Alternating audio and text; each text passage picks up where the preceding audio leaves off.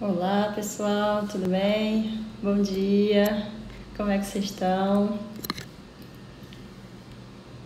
Gente, hoje a gente vai dar continuidade ao nosso assunto, falando sobre credenciamento. Hoje nós vamos falar sobre as resoluções normativas, algumas delas, né, porque são muitas.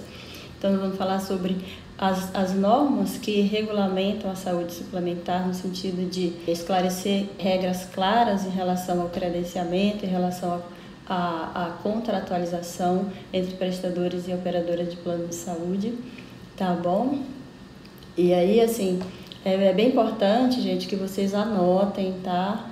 O que eu vou falar para vocês aqui, eu vou citar as normativas e vou falar sobre alguns pontos específicos, porque não tem como falar agora, as normativas são extensas e as interpretações também são extensas, então não teria como a gente detalhar nesse primeiro momento. Mas vocês anotem, peguem o papelzinho e caneta de vocês aí, eu vou esperar, tá bom?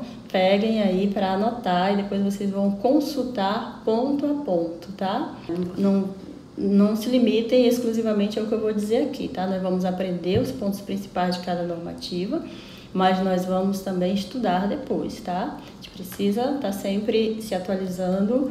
Um bom negociador deve estar ciente das normativas, deve estar ciente de todas as resoluções que vão surgindo, tá? Não é só o que a gente tem no momento. Acompanha o que a Agência Nacional de Saúde estabelece. É interessante estar sempre acompanhando o site da Agência Nacional de Saúde. Entra no site, acompanha as publicações periódicas, acompanha as orientações que a Agência Nacional de Saúde entrega para a gente, né, gratuitamente, está lá no site. Então, assim, não percam, gente. Quem quer ser um bom negociador precisa, sim, acompanhar o que estabelece a Agência Nacional de Saúde. Quem quer aprender, quem estiver interessado a aprender sobre as regras estabelecidas pela Agência Nacional de Saúde, sobre os critérios para credenciamento, fica comigo, gente. Me acompanha que eu vou detalhar para vocês aqui. Nós vamos estudar sobre isso. Nós vamos aprender tudo com detalhe.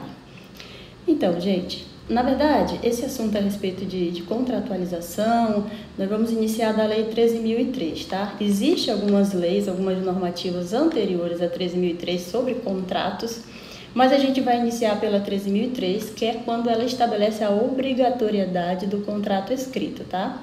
Essa lei, ela estabelece a obrigatoriedade do contrato escrito. Posteriormente à Lei 13.003, veio a Resolução Normativa 363. Essa resolução, ela dá continuidade ao que foi estabelecido na Lei 13.003, mas agora ela vai estabelecer os critérios que devem conter esse contrato, tá bom? O contrato que vai servir de norte para a cobrança do prestador, para essa relação de parceria entre o prestador e a operadora de plano de saúde. Tá bom, gente? Então, assim, começa pela 13.003 e a partir da 13.003 passamos a observar as resoluções normativas que vão integrar o que já foi definido na 13.003, tá bom? Então, a 13.003 estabelece os critérios. Quais são esses critérios? O objeto do contrato, a questão de negociações, a questão de valores, deve estar claro no contrato a questão de prazos. Então, assim, não adianta eu deixar nas entrelinhas o contrato. Contrato com interpretação subjetiva não é interessante. O que acontece? Quando você imagina um contrato que estabelece um prazo para cobrança, né? O prestador tem um prazo para cobrar, a operadora tem um prazo para responder, a data em que vai pagar e para dizer o tempo que ela tem para glosar, né? Quando ela paga, ela já te diz o que ela não vai pagar. Então, esse valor que ela deixou de pagar é o que caracteriza uma glosa, que pode ser administrativa, que pode ser técnica, e ainda tem outra que não é legal, que é uma glosa ilegal, que é a glosa linear. Mas isso deve estar estabelecido no contrato. Então, ela estabeleceu o prazo de cobrança, ela estabeleceu o prazo que a operadora tem para dar esse retorno, dizendo se vai pagar ou não, mas no contrato não está estabelecido o tempo que eu, prestador, tenho para recursar essa glosa, para dizer se concordo ou não com essa glosa. A operadora vai poder cobrar ao prestador que ele responda isso com brevidade, ela vai poder dizer que agora eu não pago mais, agora eu não analiso mais a tua contraglosa ou a tua justificativa em relação à tua glosa, dizer que não aceito porque tu passou do prazo? Não tinha prazo estabelecido.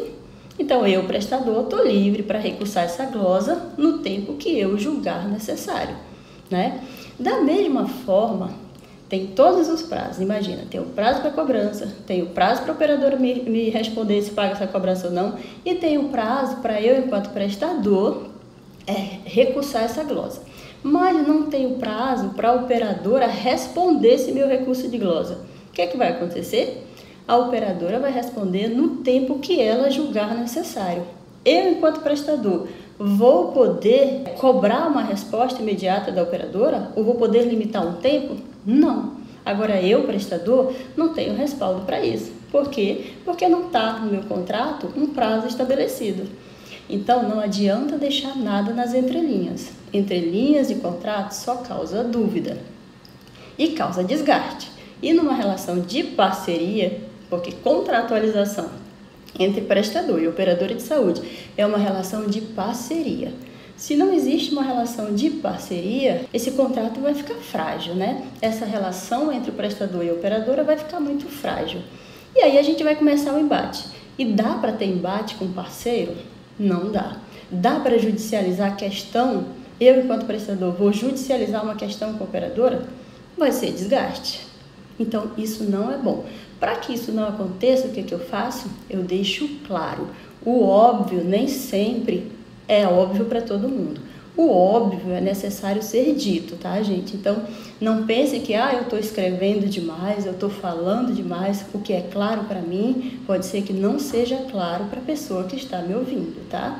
Quando eu falo alguma coisa, eu sei o que eu estou falando, mas não significa que a pessoa que está na minha frente, que está me ouvindo, entendeu a minha intenção de dizer algo. É a mesma coisa. Então, escreve. Se você deixa de escrever, você fica sem respaldo técnico, tanto prestador quanto operadora, tá? Então, muita atenção com relação a isso. É por isso que eu digo que a gente tem que saber ler, a gente tem que saber interpretar, tá bom? A gente tem que saber ler um contrato. Quando a operadora manda para você a minuta do contrato, como eu já falei a vocês em outros momentos aqui, normalmente quem manda a minuta é a operadora, você precisa ler tudo. Não se limita a ler apenas tabelas, não se limita a ler apenas valores. Você precisa ler tudo, as questões jurídicas, as questões de prazos. Por isso que você tem que conhecer as normativas, porque se chega uma minuta dessa para você, você conhece as normativas, você sabe que está fora do que estabelece as normativas da Agência Nacional de Saúde, que é o único órgão que regulamenta a saúde suplementar, você vai contrapor com sua argumentação técnica. Você não vai simplesmente dizer que não aceita. Não, você não concorda, né? Claro que com toda a cordialidade do mundo, você vai dizer que discorda, mas com base no que estabelece a Agência Nacional de Saúde dentro das suas resoluções, dentro das suas normativas, tá? Isso não é nenhum problema. Não pensa que você precisa aceitar de primeira, da forma que vem uma minuta, não. Você está em fase de negociação, tá? É uma fase que você ainda está concluindo a questão do seu credenciamento. Então, você pode. É nesse momento que você pode. Depois que você assina, agora você não pode mais. Aí você vai esperar um período de aditivo, você vai ter que aditivar esse contrato, tá? Mas até então você vai precisar trabalhar com o que está escrito no contrato, tá bom? Então, muito cuidado, gente. Atentem para essa questão do que deve estar escrito no contrato e deve estar escrito no contrato o que estabelece todas as resoluções, tá certo? Depois da resolução 363, né, que é a resolução normativa, a gente passa para a resolução normativa 364. E o que é que estabelece a 364, gente? A 364, ela estabelece a questão do índice de reajuste. Ela dispõe sobre o índice de reajuste, tá?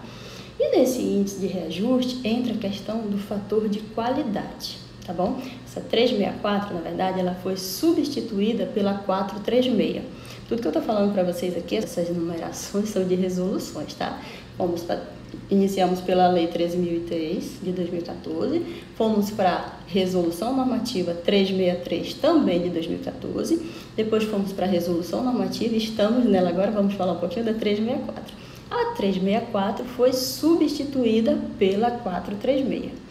E a 436, o que ela diz? Ela dispõe sobre o fator de qualidade, sobre a importância do fator de qualidade para o credenciamento, tá? E esse fator de qualidade, ele tem função de que forma? Ele importa de que forma? A importância dele no momento da negociação é a questão dos critérios que são requeridos pela Agência Nacional de Saúde. Não é só eu ter, não é só eu ser acreditado. Eu tenho que ser acreditado, mas eu enquanto prestador, acreditação hospitalar. E quando o fator de qualidade, ele tem relação com a acreditação hospitalar. Eu sou acreditado, né? Mas existem alguns critérios. Eu sou acreditado em qual nível, tá?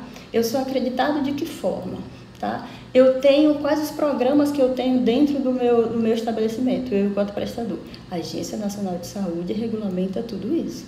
Ela diz o que você deve, o que deve conter no seu estabelecimento e qual tipo de acreditação, qual nível de acreditação que você deve ter para que você escalone esse reajuste, tá? Esse percentual de reajuste que é com base no IPCA, tá bom? E aí você inicia por 100, 105, você vai até 115% do índice do IPCA. É claro que algumas pessoas, elas discordam desse reajuste com base exclusivamente no índice do IPCA, porque realmente é baixo, se você for ver, mas é o índice de inflação, né? É o que é estabelecido de acordo com a inflação. Você tem a opção de trabalhar ou de tentar negociar com a operadora um índice de reajuste superior ao IPCA? Tem, mas você tem em qual período? Do dia 1º de janeiro até o dia 31 de março. Esse é o período que você tem para negociar com a operadora. Se você não conseguir negociar com a operadora nesse período, aí no teu contrato tem que conter a questão do índice de reajuste com base no IPCA. Entenda uma coisa, as resoluções normativas estão claras, as resoluções normativas são postas pela Agência Nacional de Saúde, mas não é porque está na resolução normativa que agora eu tenho direito enquanto prestador, porque a Agência Nacional de Saúde disse que é para ser assim. Não, eu preciso inserir isso no meu contrato. Até porque a Agência Nacional de Saúde diz que tudo é negociável, tudo deve ser negociado. Então, coloca no teu contrato. Não esquece de escrever, tem que deixar claro, tá? Então, o índice de reajuste, apesar da 364, que depois substituída pela 436 estabelecer, o índice de reajuste com base no IPCA, que envolve o fator de qualidade, o teu contrato deve conter o que está estabelecido lá. Tá bom, gente? Então, não esquece de escrever. Escrever, deixar claro no contrato é primordial, tá bom? Depois da 364, a gente vem, gente, para 365, né? A gente tem a resolução 365. 365 diz pra gente o seguinte, ela dispõe sobre a substituição de prestadores de serviço, tá? A operadora de saúde ela pode substituir um prestador de serviço de saúde? Pode, da sua rede? Ela pode. Mas de que forma ela pode? Informando aos seus beneficiários com 30 dias de antecedência, tá? E qual é o objetivo dela trocar? Ela não pode simplesmente trocar porque não foi mais com a cara desse prestador. Não, ela vai trocar sempre ofertando ao beneficiário dela, oferecendo uma rede igual ou superior ao que já tem no contrato dela com o seu beneficiário. Então, a 365 estabelece sobre a legalidade de substituição de prestadores, tá? O contrato ele não é vitalício, não. Pode ser substituído o prestador? Pode. Existem os critérios para substituição.